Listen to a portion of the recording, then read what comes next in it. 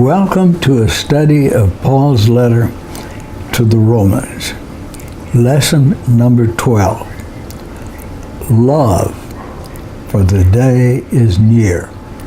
That is a command to love because the day is near. And then a study of the weak and strong, you might say the sensitive and supersensitive conscience of people.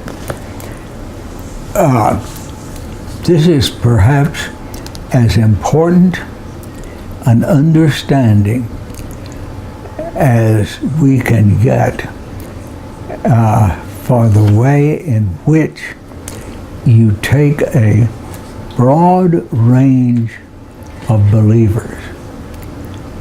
That is, broad range of education, broad range of background, broad range of understanding of the gospel, and make a harmonious, living body out of them. And yet it is not near often enough studied consciously, and the leadership of churches just accidentally achieve any harmonious body. But Paul made this one of the major goals of his teaching the gospel. He wanted people to be one in Christ. He wanted them to be sensitive to the teaching of their Lord, but he didn't want them to be so sensitive that they could not live together and work together and yes, love together, even though there were vast differences between them. I've shared this with many people. I love to sit in the lobby or the hallway where the worship center disgorges people at later worship services. And when I say disgorge, that's exactly, I'm reminded of the Roman word for the gates on the big Colosseum. You know, that place where 50,000 people could watch all kinds of good and bad entertainment in the center of Rome. And the gates were called vomitorium. Vomitoria, plural. And that's what it is. A massive, multicultural, multiracial group comes pouring out of that worship service. And when we get the new building finished, I hope there's even greater variation and greater harmony achieved over greater numbers of people. Paul starts by, owe no one anything but to love them. No one has a call on you to behave toward them in any way except to love them. And the problem is, New Testament love is not a feeling, and it does not contain how you're to accomplish this. It's an attitude. It means that every one of that multicolored, multiracial group that comes pouring out of that worship center, I owe them the obligation to treat them with love. They have no other call on me. Having been a full-time public minister for over 60 years, I found that people thought they owned me. that they could tell me what I should preach and teach, I quickly disabused them of that erroneous idea, because all I owe them is to treat them with human respect and treat them for their well-being. And I will go down to my grave doing that.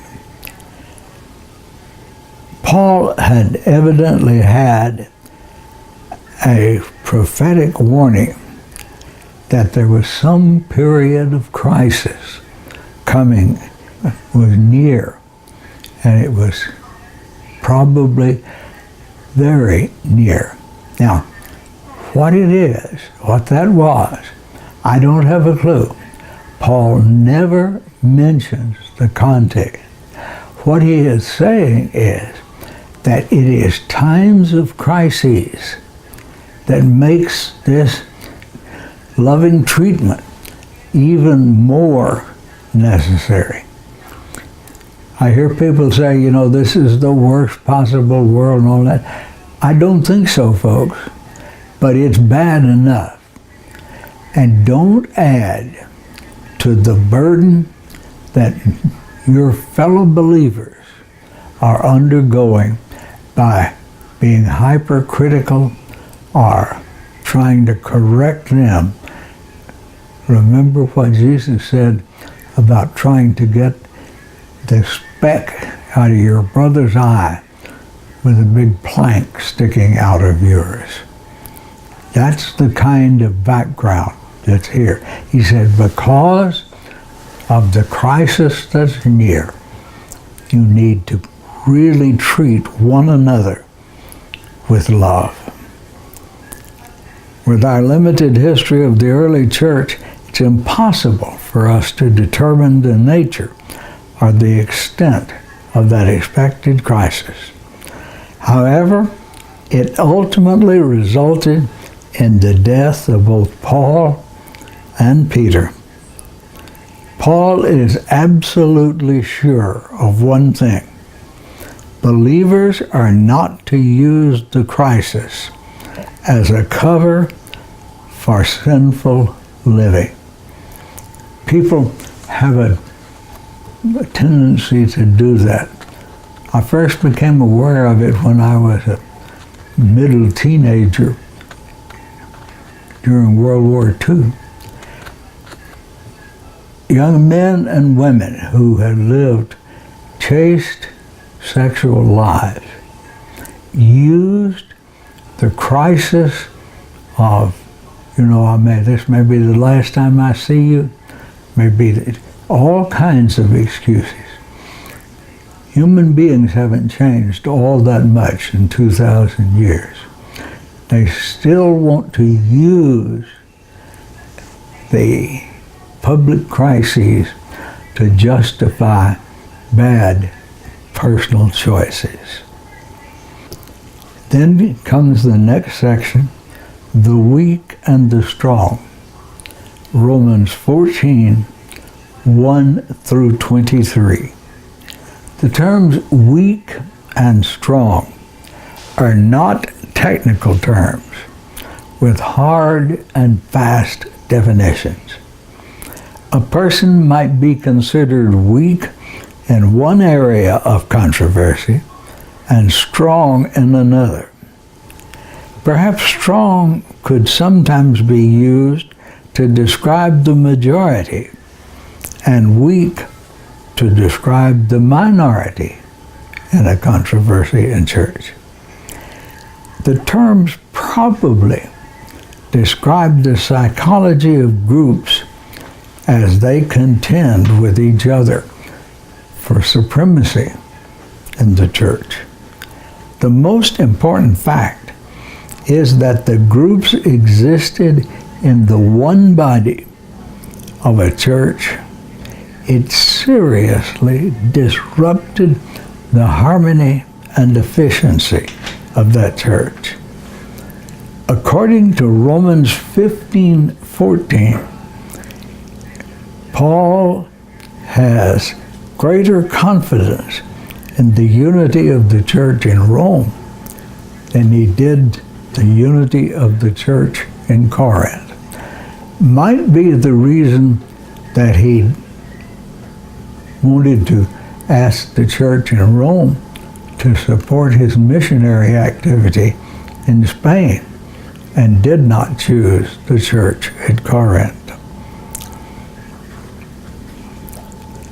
The divisions of practice and action at Rome were based on many kinds of differences. Dietary regimens about what is considered clean and unclean food, or whether intoxicated drinks are permissible. There were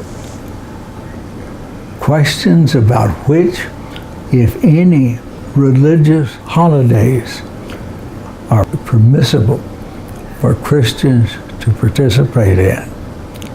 And then they had personal preferences. I like this. We're having a case of that right now at Oak Hills over exactly how we shall put into effect the promise of the elders that they will provide an a cappella service in the main room of the new worship building. And we need to follow this guideline of mutual love and acceptance and living together, living and loving together. Believers should make every effort to accommodate these differences in belief and practice. Christ has accepted all of those who have placed their trust in him, and thus all of his followers are morally obligated to accept them on that basis alone. If a person claiming to believe in Jesus comes to you, that is sufficient for you to accept him in your fellowship. Also, since all believers share a common hope, they're morally obligated to make every effort to live harmoniously together in one church. Thank you, and have a good day.